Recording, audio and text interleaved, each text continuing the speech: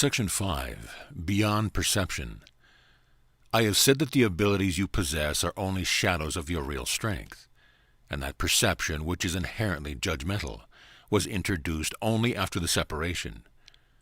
No one has been sure of anything since.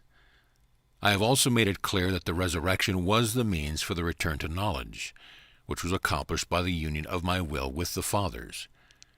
We can now establish a distinction that will clarify some of our subsequent statements. Since the separation, the words create and make have become confused.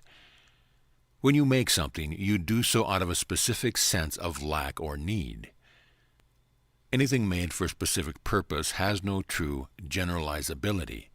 When you make something to fill a perceived lack, you are tactly implying that you believe in separation. The ego has invented many ingenious thought systems for this purpose. None of them is creative. Inventiveness is wasted effort even in its most ingenious form.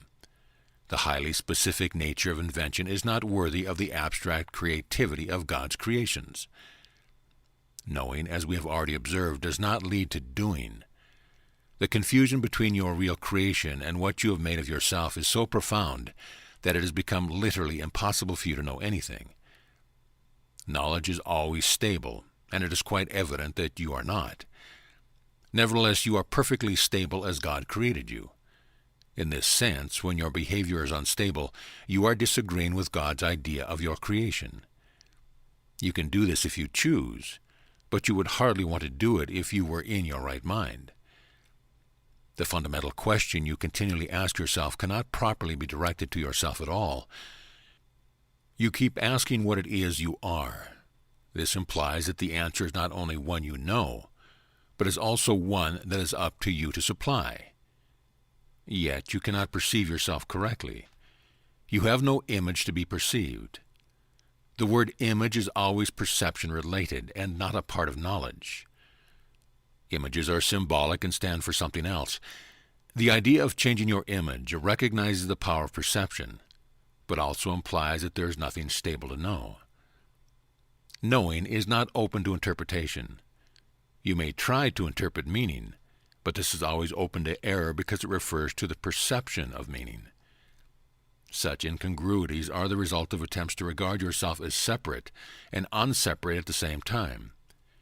It is impossible to make so fundamental a confusion without increasing your overall confusion still further.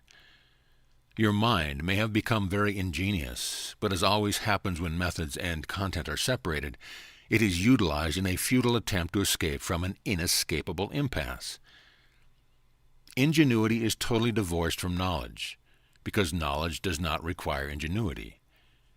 Ingenious thinking is not the truth that shall set you free, but you are free of the need to engage in it when you are willing to let it go.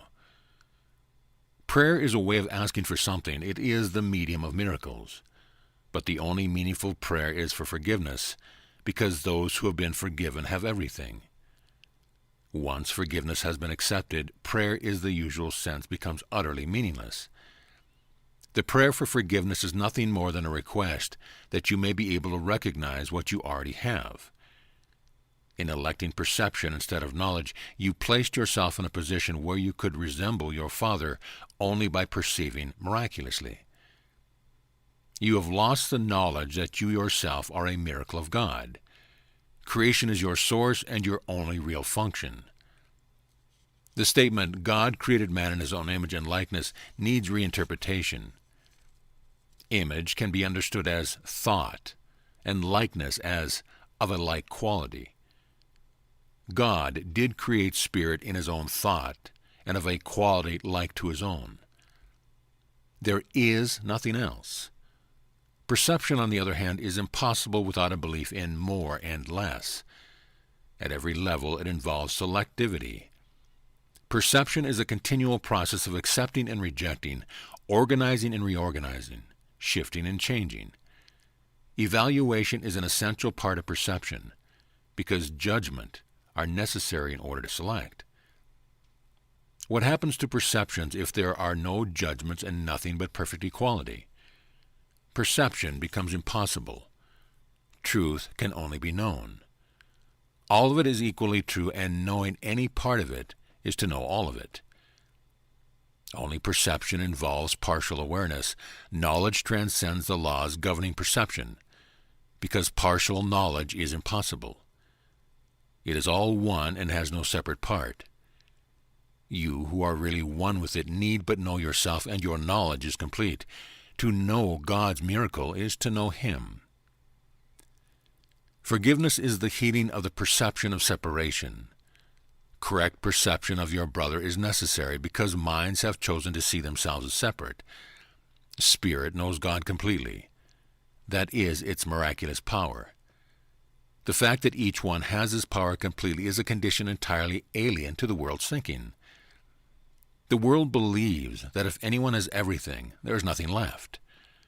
But God's miracle are as total as His thoughts because they are His thoughts. As long as perception lasts, prayer has a place. Since perception rests on lack, those who perceive have not totally accepted the atonement and given themselves over to truth. Perception is based on a separated state, so that anyone who perceives at all needs healing. Communion, not prayer, is the natural state of those who know. God and His miracle are inseparable.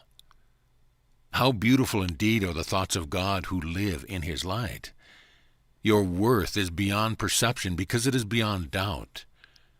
Do not perceive yourself in different lights. Know yourself in the one light where the miracle that is you is perfectly clear.